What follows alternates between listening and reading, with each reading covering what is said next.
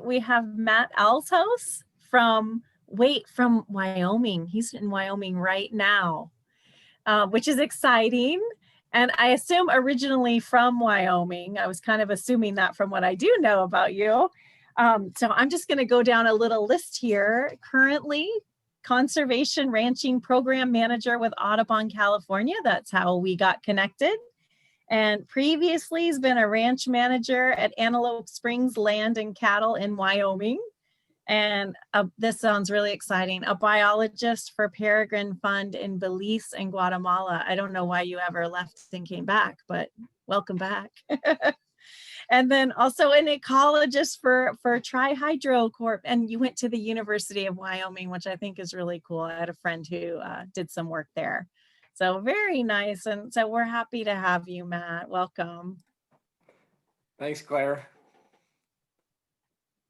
Well, thanks everyone for having me. I wanted to thank Claire in particular and Mark and Harry for reaching out to the Sacramento office or the home office here in California. We don't have that many folks at the office, and we have none now. So we've all been working remotely since March, and we're trying to develop plans about how we're going to move back into the office. But as of right now, we're still working remotely. So that afforded me the opportunity to come back to Wyoming for a little.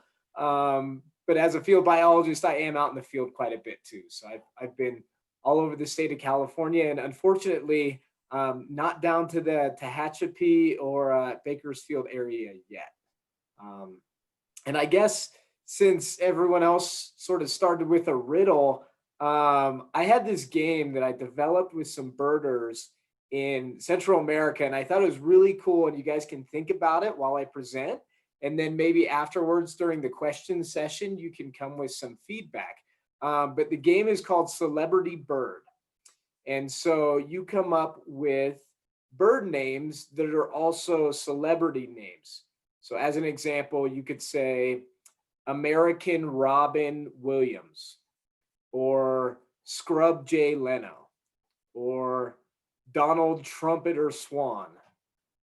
So those are just a few examples, but I would love to hear other ideas that people have. So if you can think of celebrity bird names during the presentation, I'd love to get some more at the end.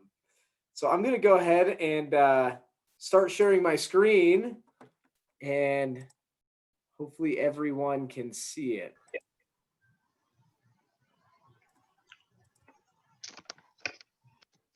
How's that? Cool, thanks. So I am the Conservation Ranching Program Manager for California. This program has existed, it's a national program. And so it started in the Midwest and then moved to the Rocky Mountain states. And I've now been in charge of the pilot program here in California. So the program purpose was to create market-based incentives for grassland bird habitat conservation on rangelands. And the reason that we wanted to do that is because over the past 50 years, bird populations have been drastically declining. Cornell recently came out with a study that showed really intensive declines in bird populations across several different population groups. And if folks look at this, there's one thing that's kind of odd.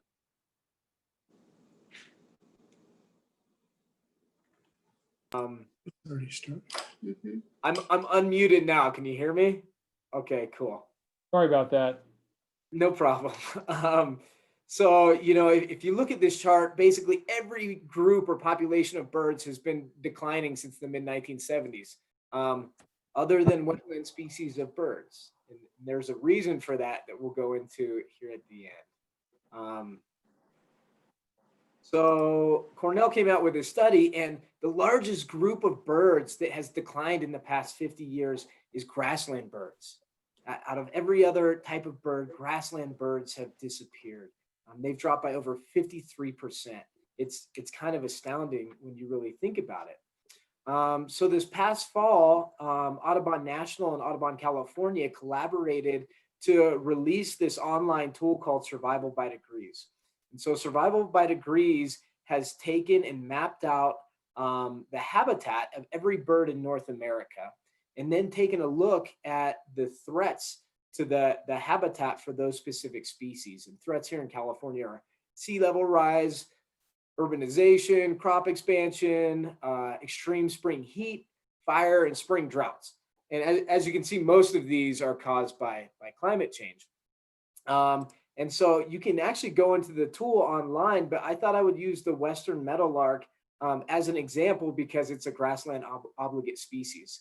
And so in this map on the right here, it shows the species vulnerability for their habitat loss based on a 1.5 degrees Celsius increase. So 1.5 degrees Celsius, I'm not sure what that is in Fahrenheit, but if you times by 5, divide by 9, and add 32, you can get it. In any case, if you look at California, the Western meadowlark's habitat is in the Central Valley, and it's already threatened by urbanization and by agricultural expansion. But with a 1.5 degrees Celsius increase in temperature, it's going to completely lose all of its range here in California. So I thought that was really interesting and kind of strange when you think about the Latin name of the Western meadowlark, Sternella neglecta. So hopefully we're not neglecting them, but this one has a party hat and a party blower because of the things that we're doing. We don't have any Eastern meadowlark, but in the Midwest, they kind of focused on Eastern meadowlarks. And for me, it's really hard to conceptualize what 720 million grassland birds looks like. I don't even know what that is. And so if you think about how common meadowlarks are in grassland environments, and then think that there used to be 4 times as many, that's the loss that we've been seeing over the past 50 years. And it's not just Eastern meadowlark. Just a little background on the Western meadowlark. Populations have been falling about 3% per year from 1966 to 1915. So that's an 89% decline in the Western meadowlark, which to me is astounding because you still see them all the time. And of course, the habitat they're losing is this grassland habitat. So they rely on grasslands, they nest on the ground, they're ground foraging, they eat seeds and insects that live in grasslands. So it's a common bird species, but it's in super steep decline. So we know that birds are declining. The major threats to grasslands in California are cropland conversion, residential and energy development, whether that's solar or wind or fossil fuels.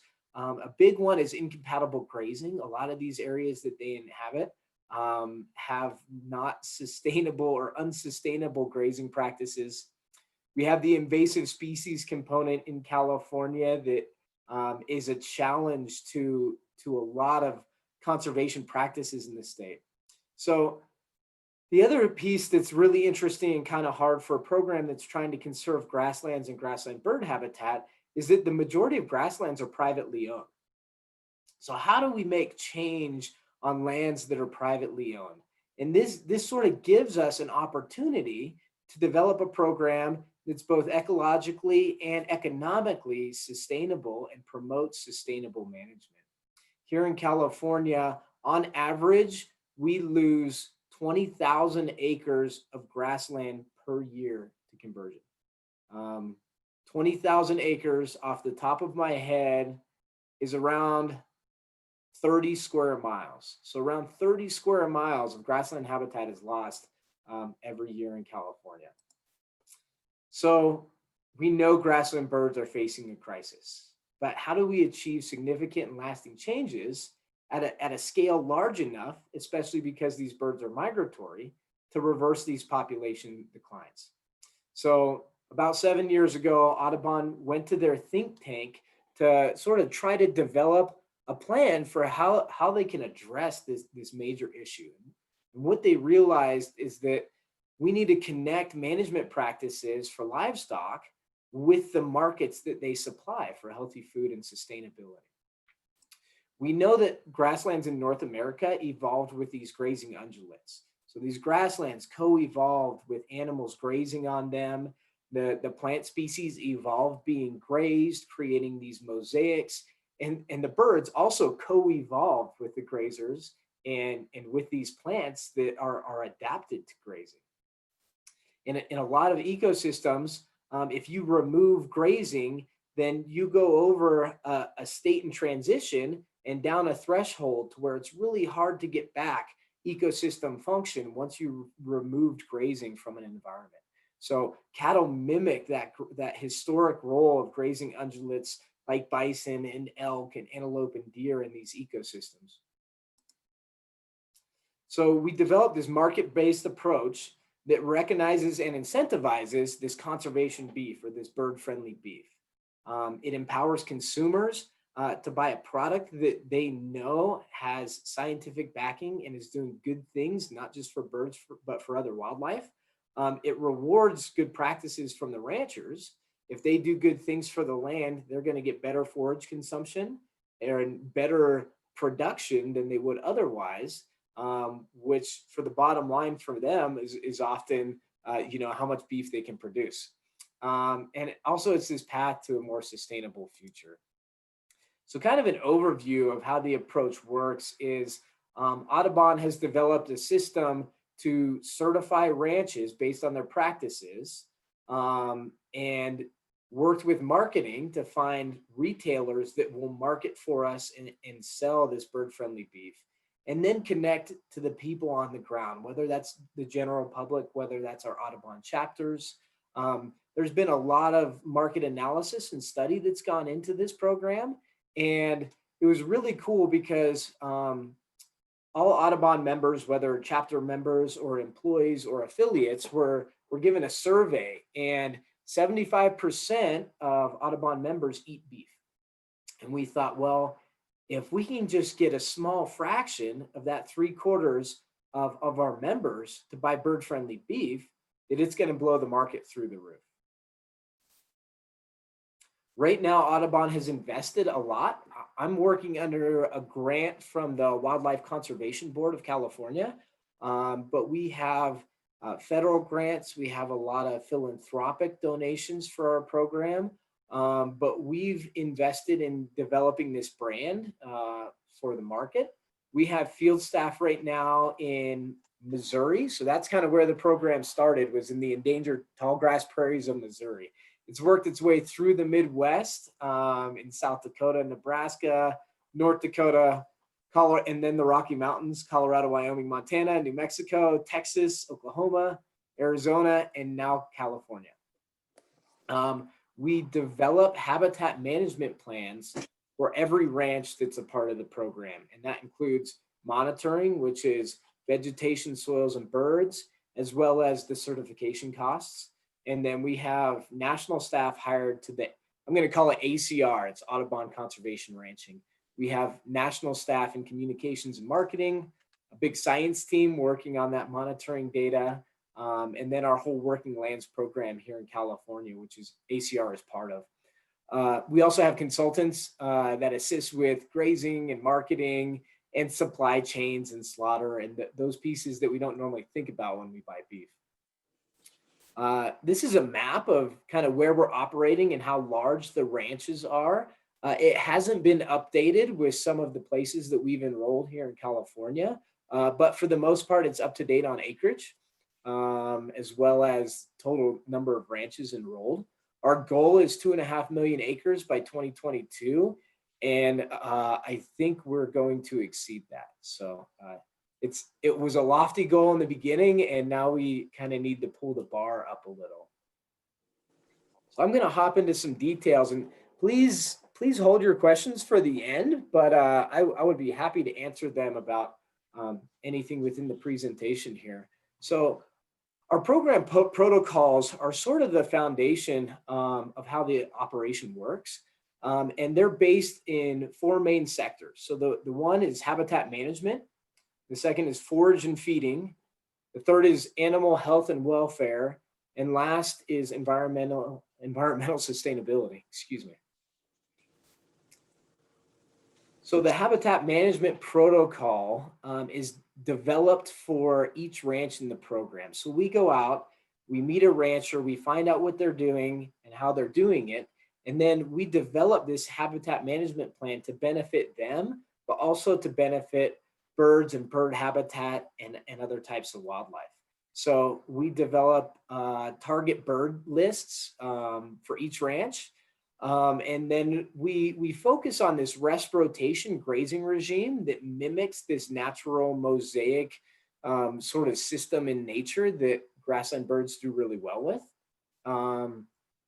We also try to promote this holistic and adaptive planning approach to grazing, where, based on our monitoring data, we can adjust the habitat management plan to better suit the needs of the animals and of bird habitat.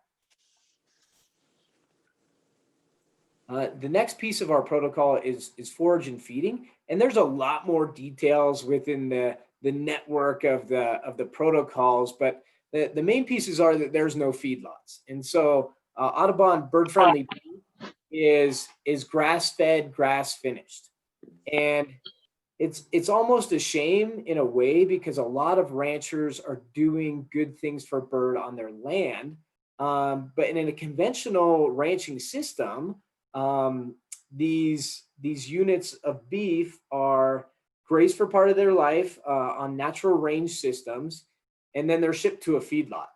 And in the feedlot, they're confined and they're fed grain, and it creates point source pollution from the feedlot. And also they're fed grain. Well, we're not against feeding cattle grain, but that grain comes from other land that used to be grassland and is now growing grain to feed cattle in a different place. So that's kind of the reason that we're grass-fed, grass-finished. We also want to be really sure that animal health and welfare is accounted for. So it has to be in pasture feeding that's dispersed. No antibiotics or hormones are allowed. We don't want a rancher not to treat an animal that's sick, but if he does treat that animal with antibiotics, then it needs to be ear tagged and it can't be sold as ACR beef within the program. Also, there's no feed with animal byproducts allowed. So a lot of our protocols are in line with just about every other beef certification you see on the market, but we have that habitat management piece added on top. For animal health and welfare, animals have to be unconfined, in good health status, and good handling. And they also have to be slaughtered at a USDA or state inspected slaughterhouse. The environmental sustainability piece really ties into the use of pesticides and herbicides. So we don't allow any broadcast spraying of pesticides or herbicides. If someone does want to spray for a specific reason, it has to be approved in the HMP. Right now, a lot of our ranchers are certified organic. The bird friendly certification is not an organic certification. So they can be bird friendly and certified organic. Another one that we really try to focus on is no neonicotinoids, which have had devastating consequences for bee colony and pollinator collapse, the effects on monarch butterflies, dung beetles, a lot of other insects that really affects forage and feeding of insectivore birds and grasslands. We also make it a requirement to protect all riparian habitats on a property and look at nutrient management within the systems. So we've hired the Food Alliance to be the third-party verification for the certification. So once we work with a rancher, develop their habitat management plan, and set our goals and the ways they're going to meet those goals for birds, we then leave it to the Food Alliance to actually certify the ranch. That way, it's not Audubon certified, it's certified by this third party. And they conduct annual on-site audits at every property. And they look at required protocols and suggested protocols one by one and go through the list to make sure everyone's following these practices. And then after that, a ranch gets certified. They get this certification letter, and then they're allowed to use the bird-friendly beef emblem on their product. When we go out and do our ecological monitoring, which we require on all of the properties, it takes a lot of time and it takes a lot of money. And so we try to focus in on the things that are important for ecosystem function, using birds as an indicator of ecosystem health. One of the main things that we take a look at is this soil health component. There was a recent study that was published a few years ago that showed rangelands in California are more resistant and resilient to climate change and have more capacity for carbon sequestration than the forests of California.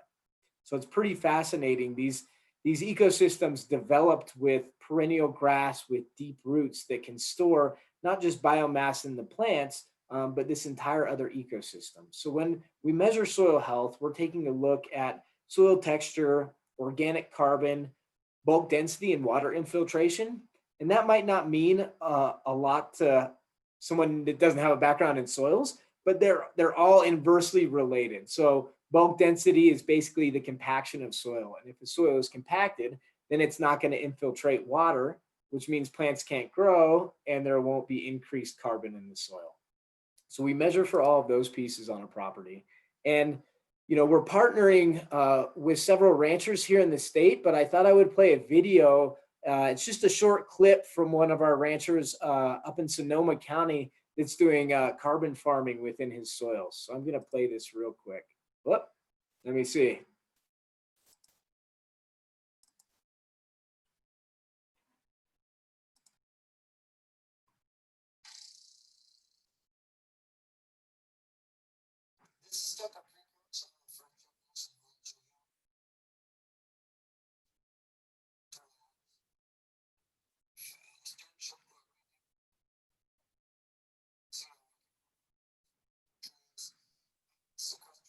Can you turn up the volume?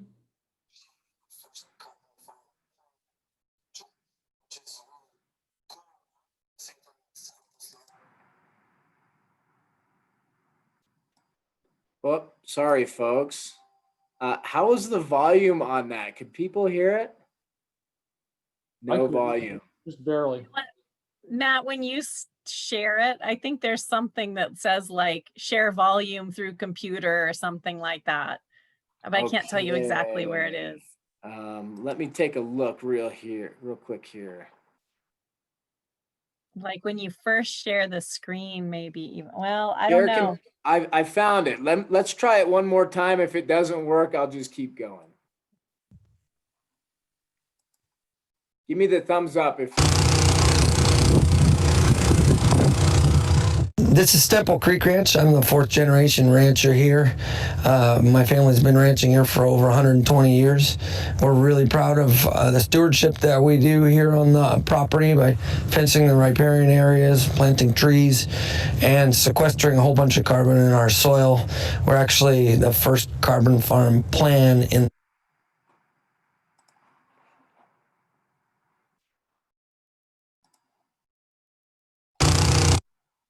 areas, planting trees, and sequestering a whole bunch of carbon in our soil. We're actually the first carbon farm plan in the country, which is a really cool honor. At the same time, it's helped us learn a lot in the last 6 or 7 years. And we're having a blast out there trying some new things, building soil. We've raised high quality grass finished beef and lamb, and we have a small amount of pork we sell as well, all outdoor raised. And we sell that to Bay Area consumers direct, either through our website or farmers markets or grocery stores and restaurants. The way carbon farming works is basically we want a living root in the ground year round, and we want that root to be photosynthesizing every single day and making more organic matter in the soil, which ultimately sequesters carbon from the atmosphere and stores it in the soil. This new method is not necessarily new. We're just paying attention to it now and monitoring it and actually measuring it. But it's really important now more than ever with the effects of global warming on our environment. And if we don't make significant changes now and into the future, we're going to have to pay some very negative consequences.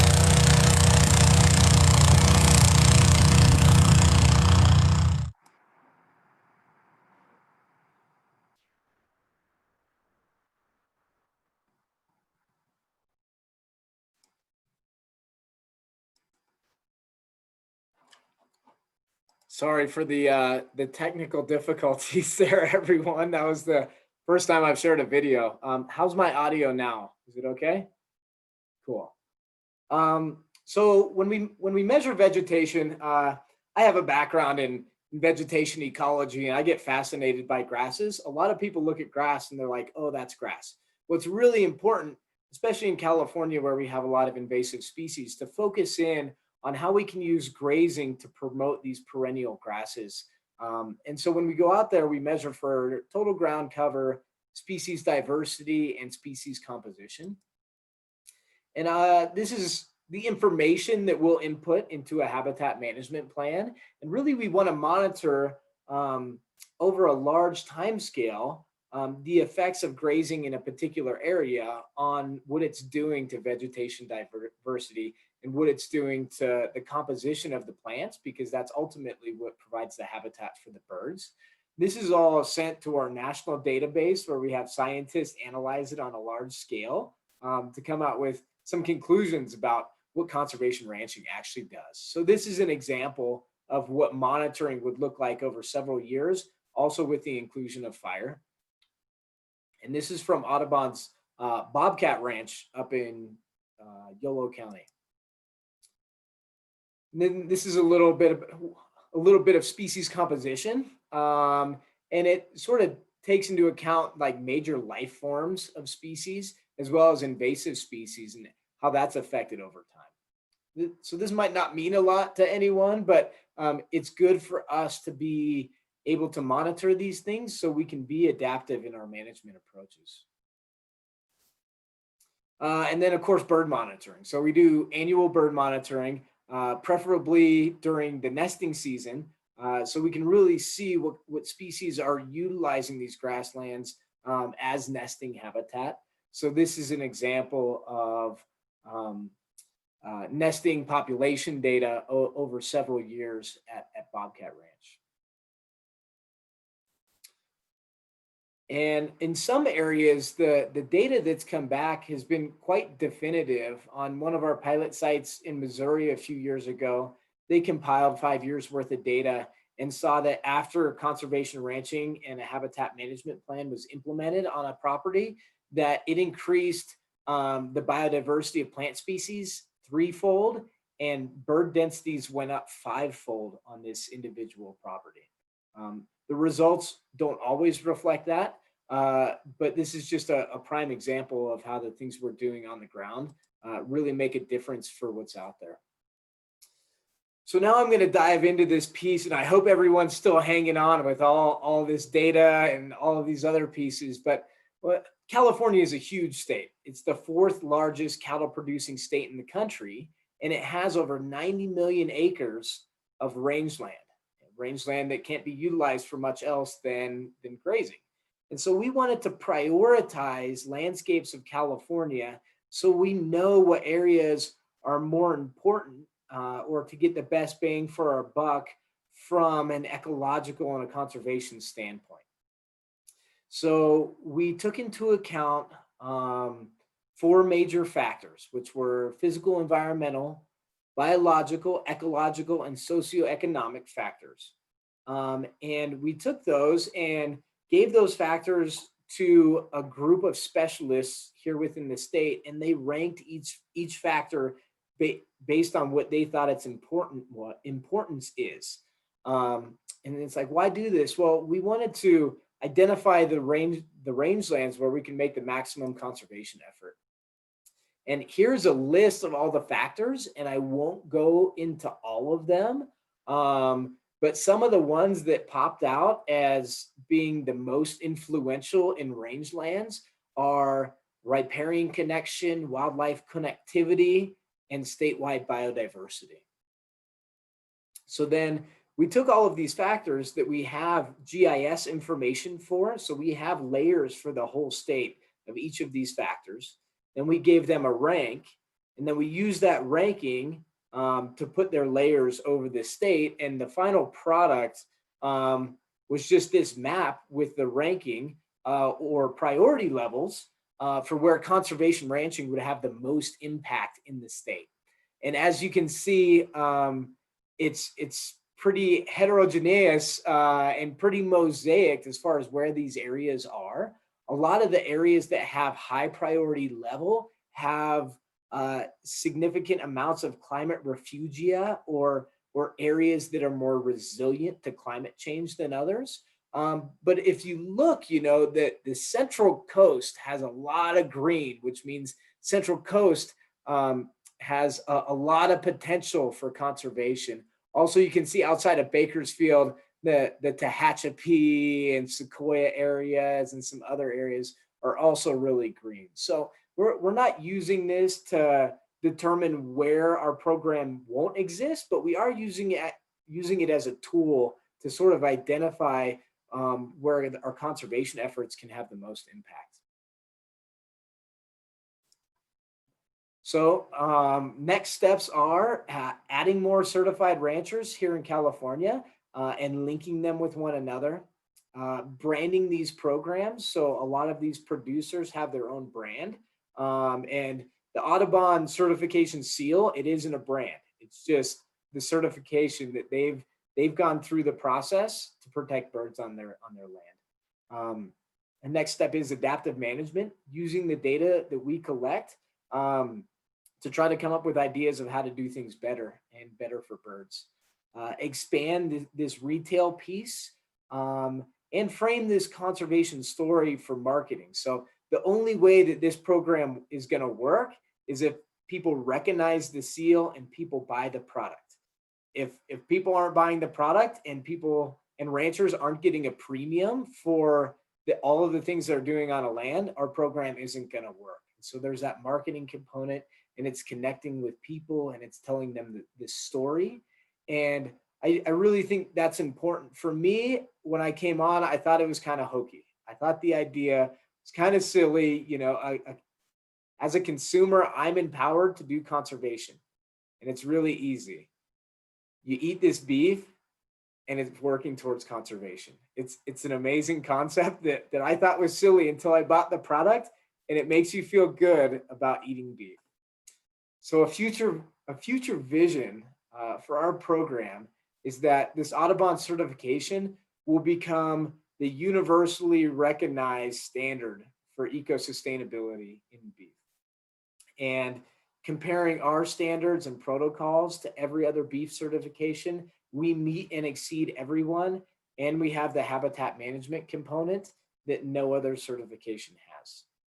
We also want to increase this consumer awareness of grassland conservation and the effects of cattle and carbon sequestration and a potentially better way to manage lands.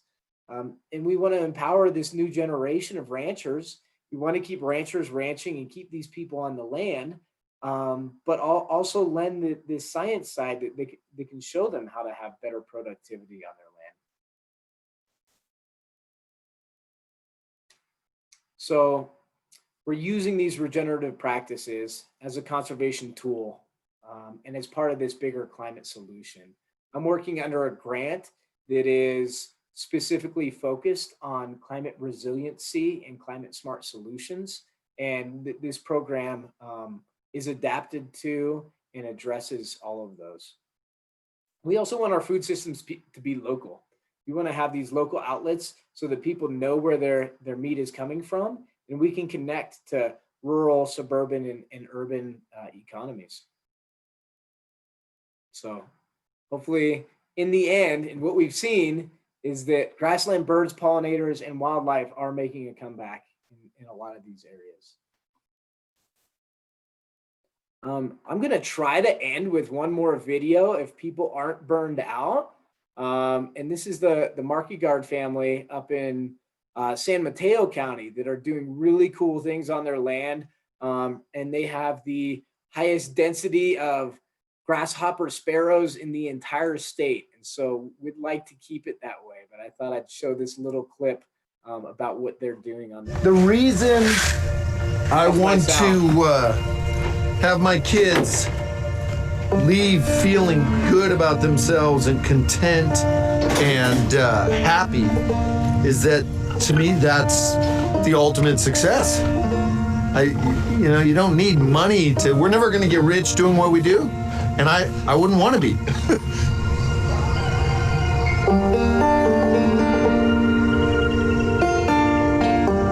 Our society has changed so much.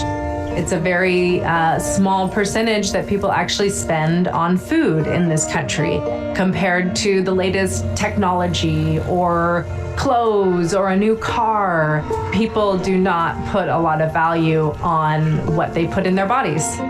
This is what we're able to provide them in terms of their health.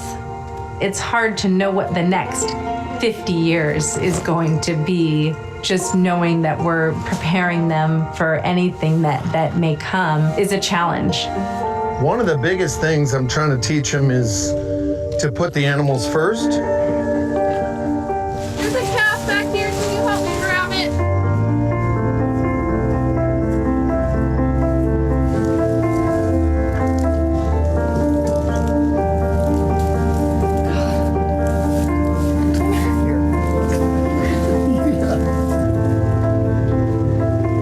We're taking care of our kids.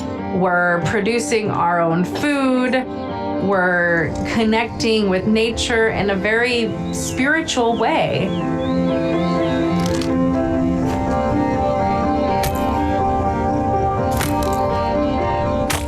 I feel like normal isn't normal anymore. So I feel like what we're doing several hundred years ago would be very normal.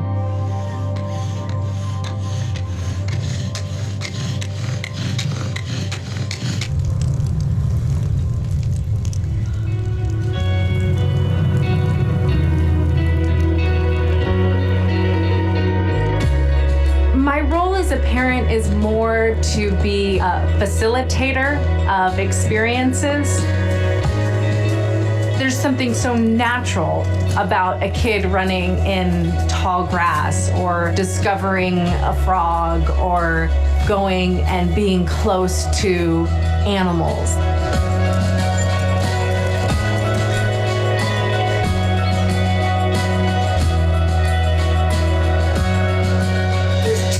So I'm gonna go ahead and end now on there because it gets a little hokey and away from the beef scene. The Markey Guards actually do heat their house on wood, and that's their only source of heat. I'm pretty sure they don't have their son do it that way every night because that would be pretty tough. I just wanted to give a shout out to our partners. Point Blue Conservation Science has amazing ornithologists and biologists working out in the field, and they collect most of our field data. Obviously, the Wildlife Conservation Board of California has funded our program and other programs in working lands. The NRCS and the California Resource Association of Resource Conservation Districts. And with that, folks can unmute themselves. I've put up our current partners here and links to where you can buy their products. All of these ranches are enrolled in the program, but the process to get a ranch enrolled, develop a habitat management plan, collect their data so they can get certification takes a long time and a lot of coordination. So all of these ranches are in the process of being certified, and by the end of the year, should all have the Audubon bird friendly sticker on their products.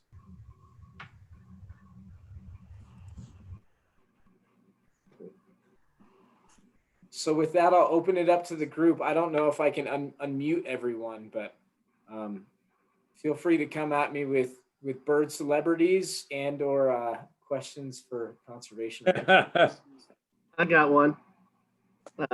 Walter Pigeon. Walter Pigeon? Oh, You got to be old to know that one. It's an old actor. Okay. Yeah, I recognize the name.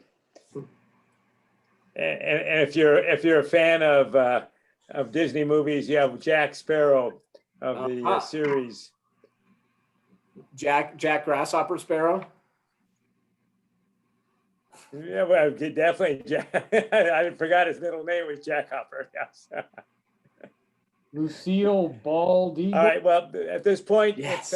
if you unmute yourself and I guess raise your hand, you can do that as one of the apps. So if you have a question of Matt, would be appropriate time right now if you want to ask one. Does anybody have a question? Matt, I'll offer my mind. Do you have any retailers at this point? You have the farm, you have the ranchers. Anybody like a Trader Joe's or something who might be willing to help with this? So right now, the people who are enrolled in the organization are vertically integrated. So each of these producers has a distribution already. So I know Stemple Creek Ranch has local butcher shops, different grocery stores that they go to, and then Markey Guards and Morris Grass-Fed is more direct. So they sell direct to people online or at farmers markets. We are having conversations right now about big brand partnerships where the Audubon seal will be at pretty much every Whole Food in the country. So we're working our way there. There are specific restaurants that you can get bird friendly beef at. So we're working our way there, but I think here in California, the stage is set for things to be successful. And I don't. Thank you, Matt. We don't want to discredit anyone that doesn't eat beef, or obviously there are ecological and environmental consequences of the cattle industry, and so we recognize those. But we think the only way to protect these grassland birds is through a partnership like this. Okay, anybody have a question? Just put your hand up and I guess, or just talk, just ask Matt a question, be the easiest way. What does the Audubon seal look like so we know what we're looking at and looking for? Hat. Oh, on his hat.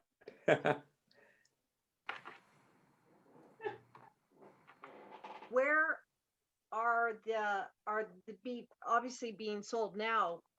The majority was at that one map, mostly Midwest.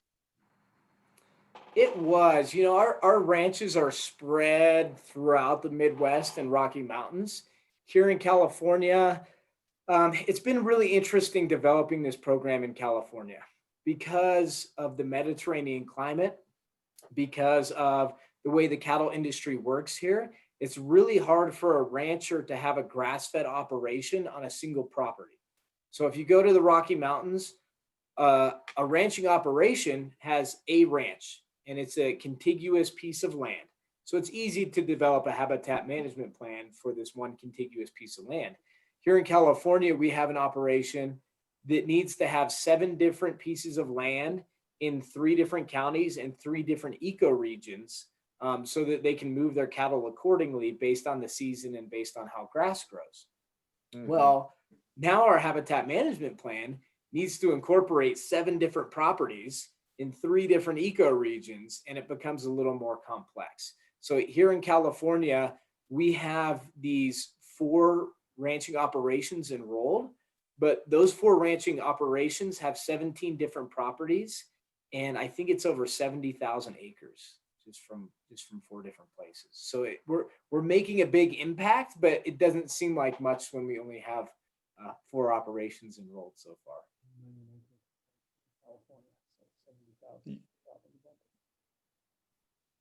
Anybody else have any questions of Matt?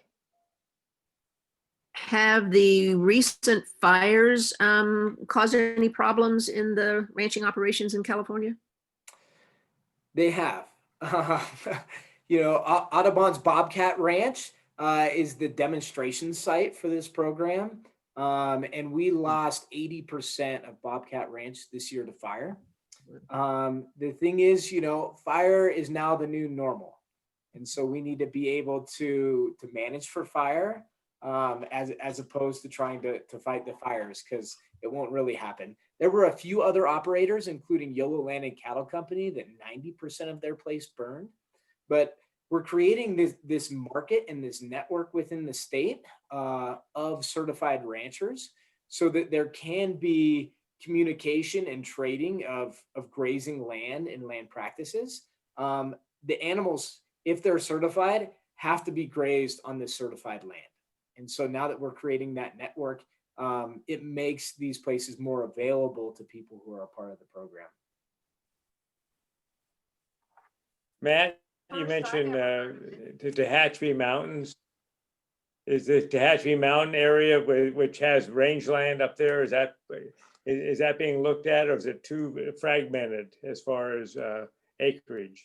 It definitely is, and I would love to enroll some ranchers down there. And I've had high level discussions with the Nature Conservancy, as well as other people at Tehachapi and some ranchers in the area.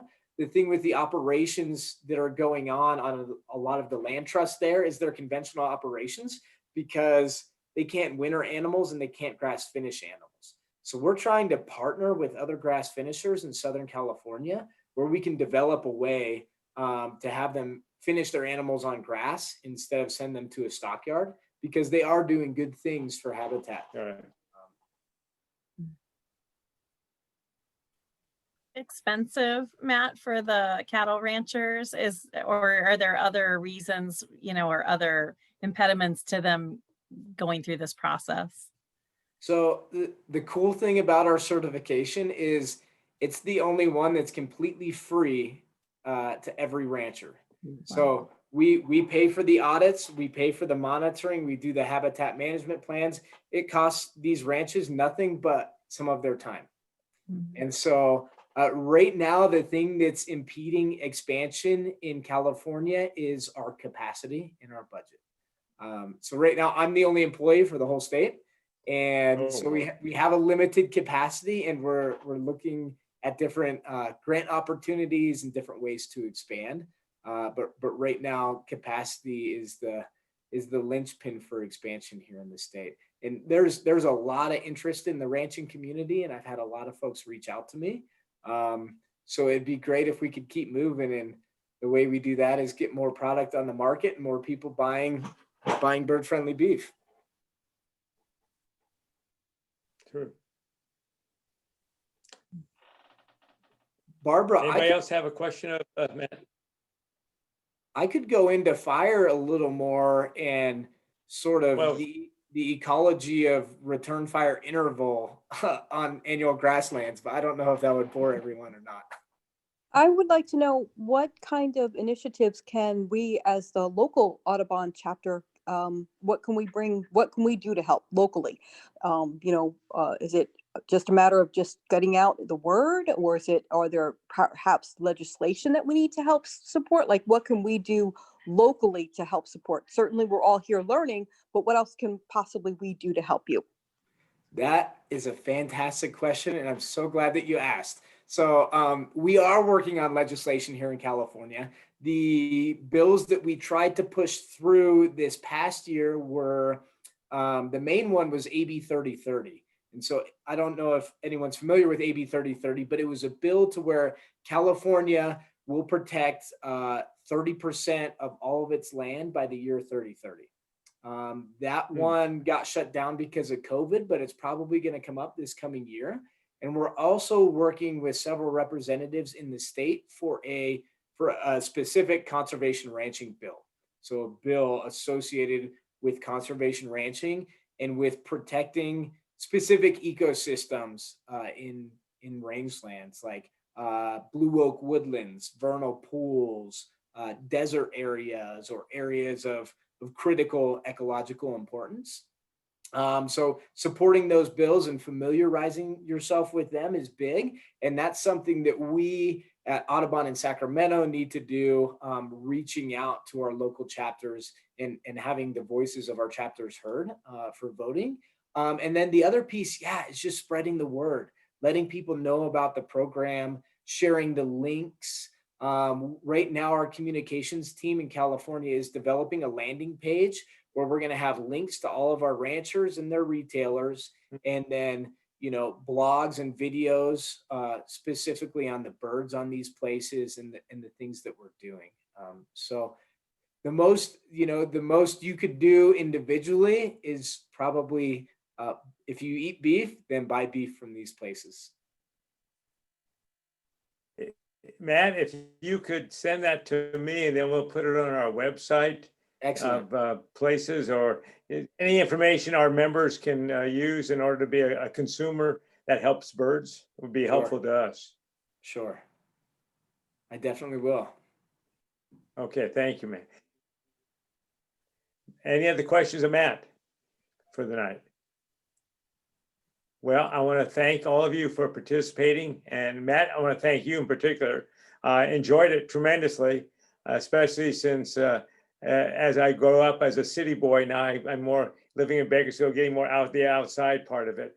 I also want to thank Claire for finding and introducing Matt for us, and for Mark for leading our Zoom meeting. Our next one will not be on the first Tuesday of the month, because first Tuesday of November is election day. And I know that everyone will be tuned into something else. So our next meeting will be on November 10th, also a Tuesday. So give you a week break from the